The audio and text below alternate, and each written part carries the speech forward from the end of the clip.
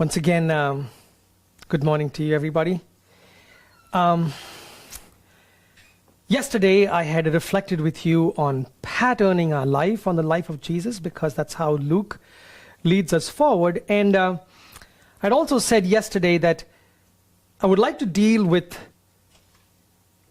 the speech of Peter as a single, the speech of Paul as a single unit. So, including the parts of the speech from yesterday and today, and we're not done yet, just a little bit of it remaining, but we do not include that in the scriptures for today.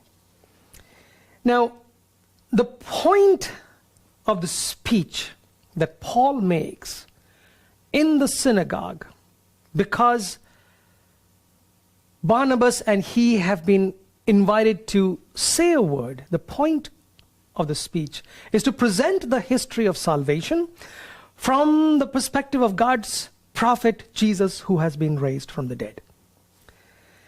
And this picture that Paul gives is a big picture kind of a speech. And I want to focus on some big picture stuff today as well. Now, just as an aside, even though Paul traveled extensively through the Mediterranean, this is his only recorded speech. There are other speeches, but none that are so comprehensive, and none that are this extensive.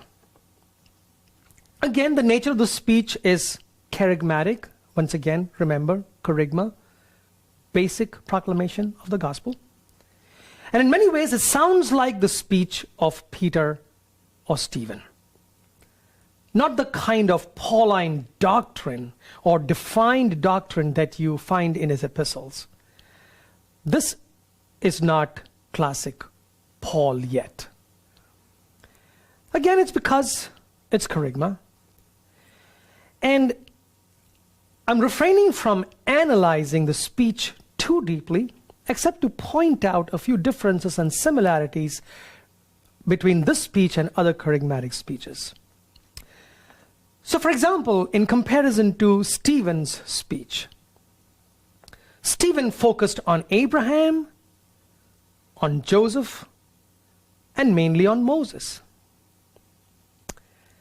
Paul, in the speech that we have, spends much time on David, and then just a little bit on John the Baptist.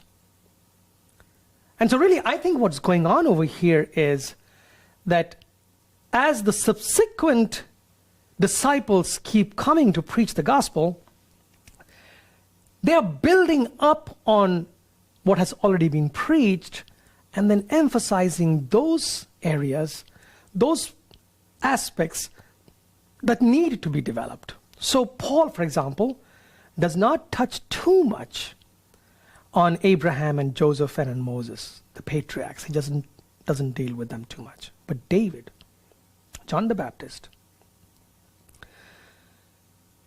The reason why he focuses on David is because it is the promise that has been made to David that was fulfilled in Jesus Christ. And then, of course, John the Baptist. I don't know if you know this or not, but John the Baptist was a towering figure in the New Testament.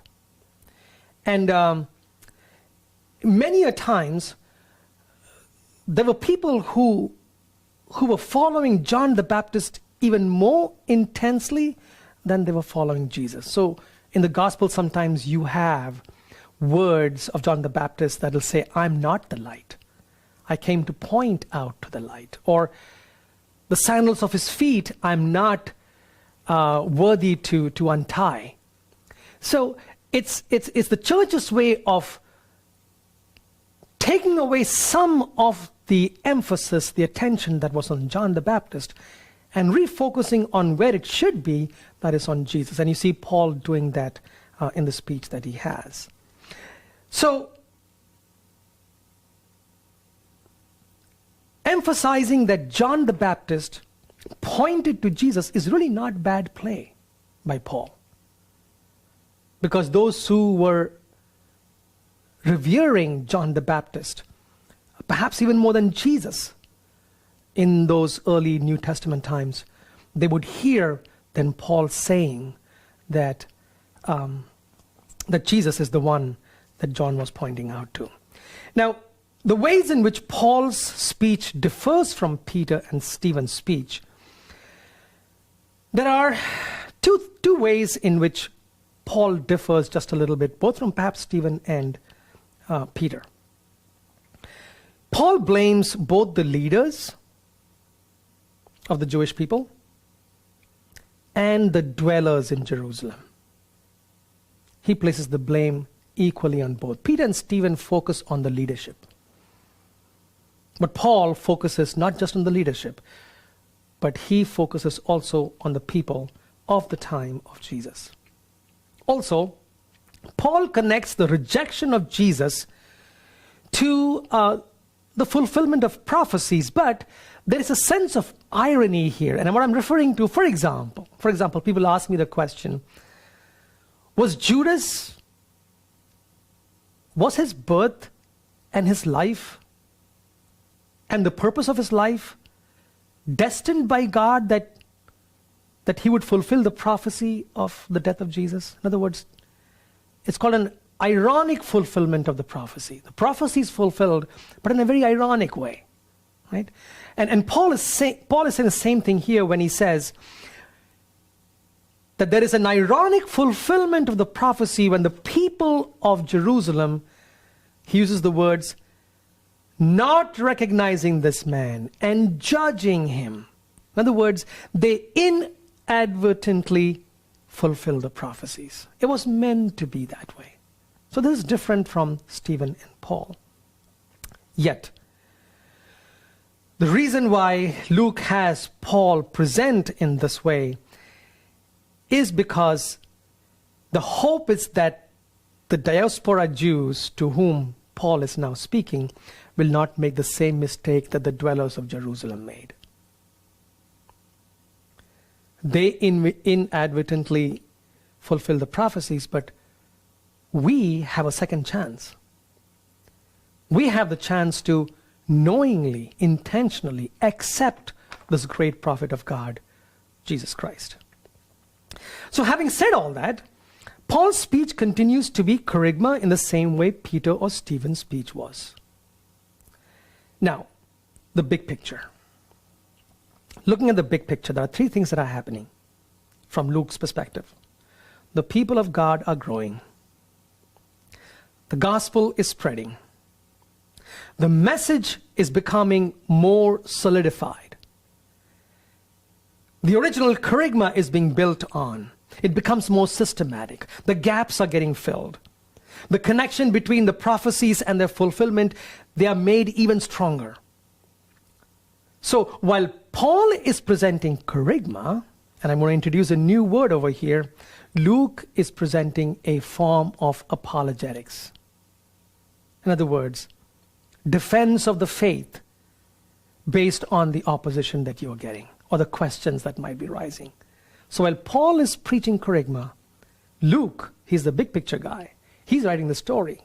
His is the plot. In the speech that Paul presents, he takes us beyond kerygma to some form of apologetics. Now, what's the practical implication for us today, folks? You see, Peter's speech, Stephen's speech, Paul's speech, the work of the apostles, you see how there is a progression, there is a building up, right? All this becomes material for the writing of the gospel. The early apostles and the disciples, what did they have? They had the experience of God's salvation revealed in the person of Jesus Christ. That's it. They had no book. Today, if someone asks me, how can I know about the life of Jesus? I lead them to the gospel. I give them a Bible, and I tell them, here are the 4 gospels. You'll get an idea of what Christ's life is by reading this text. They didn't have it. The book came later, and that's the point I'm trying to make over here. The gospel for the disciples, was not a book. It was a lived experience of the person of Jesus Christ. That was the gospel. What is the gospel? The gospel is the life of Jesus Christ lived out by a community of disciples. If the disciples did not live the gospel, we would have no book. In other words, the gospel is lived before it is written. And how important now we believe that this was. So today I am asking us to reflect on this question. How am I, how are you the living gospel?